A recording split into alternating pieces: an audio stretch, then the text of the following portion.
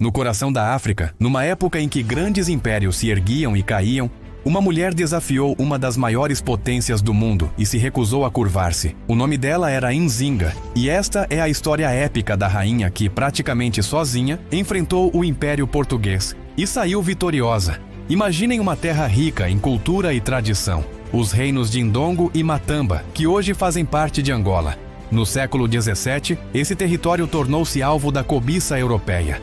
O Império Português, com sua vasta frota e poderio militar, avançava pela costa africana, buscando riquezas, terras e, principalmente, escravos. Era um tempo de conflito, onde reinos inteiros eram subjugados e populações inteiras eram deslocadas. Foi nesse cenário turbulento que nasceu Nzinga, uma princesa destinada a mudar o curso da história. Desde cedo, ela não era uma princesa comum. Seu pai, o rei, percebeu nela uma inteligência afiada e uma vontade de ferro. Ao contrário das outras mulheres da corte, Nzinga foi criada para entender o poder. Ela aprendeu as artes da diplomacia, as táticas de guerra e, acima de tudo, a importância da liderança. Ela acompanhava seu pai em reuniões, observava as negociações com os chefes locais e estudava os movimentos dos invasores portugueses. Ela sabia que o futuro do seu povo dependia não apenas da força, mas da astúcia. Quando seu irmão se tornou rei, a pressão portuguesa aumentou. O reino de Ndongo estava à beira do colapso, enfraquecido por batalhas e pela constante ameaça do comércio de escravos, que devastava suas comunidades. O rei, desesperado, sabia que precisava de alguém que pudesse negociar com os portugueses de igual para igual, alguém que eles não pudessem intimidar. E essa pessoa era sua irmã, Nzinga. Foi assim que ela partiu em sua primeira grande missão diplomática, uma viagem a Luanda para se encontrar com o governador português. E é aqui que a lenda de Nzinga realmente começa a tomar forma. Ao chegar na sala de reuniões, ela se deparou com uma cena calculada para humilhá-la. O governador português estava sentado em uma cadeira luxuosa, um trono improvisado, enquanto para ela haviam apenas almofadas no chão. O recado era claro: você está abaixo de nós, você é uma vassala. Mas Nzinga não hesitou. Com um olhar firme e um gesto rápido, ela se virou para uma de suas servas. A serva imediatamente se ajoelhou, formando um banco humano com as costas. Nzinga então sentou-se sobre ela, elevando-se ao mesmo nível do governador. O silêncio na sala deve ter sido ensurdecedor. Com aquele ato simples, mas poderoso, ela não apenas recusou a submissão, mas declarou sua igualdade. Ela estava ali para negociar, não para se render. Ela era uma rainha e exigia ser tratada como tal. Essa reunião marcou o início de um longo e complexo jogo de xadrez político. Nzinga usou sua inteligência para negociar um tratado de paz.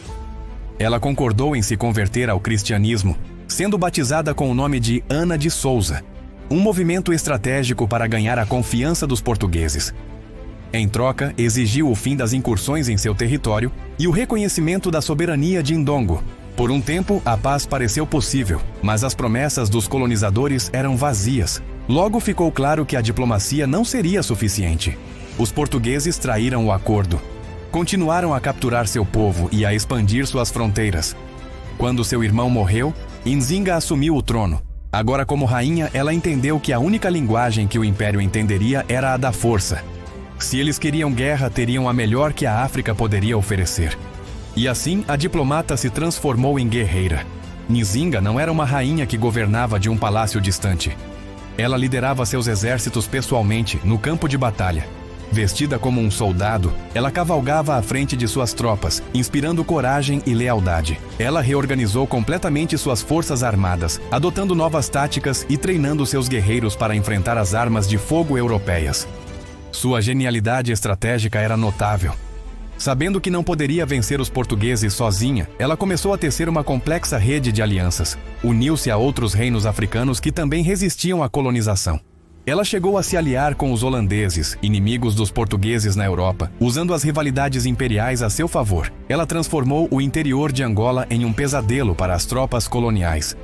Durante mais de 30 anos, Nzinga liderou uma guerra de guerrilha implacável. Ela e seus exércitos conheciam o terreno como a palma da mão. Usavam a selva, os rios e as montanhas a seu favor, realizando ataques surpresa e desaparecendo antes que o inimigo pudesse reagir. As expedições portuguesas, uma após a outra, eram derrotadas, humilhadas pela rainha guerreira que se recusava a ceder. Os europeus, frustrados e impressionados, deram a ela um apelido: a mulher que nunca se rende. E era verdade. Mesmo quando seu reino foi invadido e ela foi forçada a recuar, Nzinga nunca desistiu. Ela se refugiou no reino vizinho de Matamba. o conquistou e o transformou em sua nova fortaleza, um refúgio para escravos fugitivos e todos que quisessem lutar pela liberdade. A partir dali, ela continuou sua resistência, governando com mão de ferro e um cérebro brilhante. Ela não era apenas uma comandante militar. Como governante, Nzinga era igualmente impressionante. Ela fortaleceu a economia de seu novo reino, estabelecendo rotas comerciais que contornavam o controle português. Ela incentivou a agricultura e criou uma sociedade estável e próspera, mesmo em meio à guerra constante. Ela provou que era mais do que uma rebelde. Era uma estadista, uma construtora de nações. Mesmo na velhice, sua chama não se apagou. Aos 70, 80 anos, ela continuava no poder, uma figura lendária e temida. Sua mente permanecia afiada, sua determinação inabalável. Ela viveu para ver seu reino de Matamba reconhecido como um estado independente pelos portugueses, uma conquista diplomática que coroou décadas de luta armada. Ela garantiu que seu povo vivesse livre sob seu governo até o fim de seus dias. Nzinga morreu em 1663, com mais de 80 anos, pacificamente em seu leito, como uma rainha soberana em sua própria terra. Ela nunca foi capturada. Seu reino nunca foi verdadeiramente conquistado enquanto ela viveu. Sua vida é uma das maiores histórias de resistência da história mundial. A rainha Nzinga não derrotou um império apenas com a espada, mas com sua mente, sua coragem e sua recusa inflexível em ser subjugada. Ela mostrou ao mundo que a liderança não tem gênero e que a vontade de um povo livre, liderado por uma mente brilhante, pode ser mais poderosa do que qualquer exército. Até hoje, Nzinga é um ícone em Angola e em toda a África. Um símbolo de resistência, poder feminino e luta pela liberdade. Sua história nos lembra que os maiores heróis não são aqueles que nascem com o poder, mas aqueles que o conquistam através da coragem e da inteligência, lutando contra todas as probabilidades por aquilo em que acreditam. Ela não foi apenas uma rainha, ela foi uma tempestade que mudou a paisagem de um continente. Obrigado por assistir. Se você gostou de conhecer a incrível história da rainha Nzinga, não se esqueça de deixar o seu like, se inscrever no canal e ativar o sininho para não perder nossas próximas viagens pela história. Até a próxima!